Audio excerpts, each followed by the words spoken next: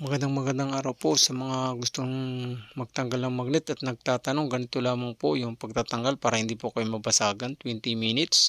Pag nakita po yung mainit na ngayon yung bakal sa ibabaw, tanggalin na po nyo sa kalan para po nga hindi mabasag yung magnet nyo. Hindi po kailangang mainit na mainit. Kung mainit na mainit po ang magnet, babasag po talaga yan. Ganyan lang po yung sakto lang na maramdam nyo talagang mainit na yung bakal.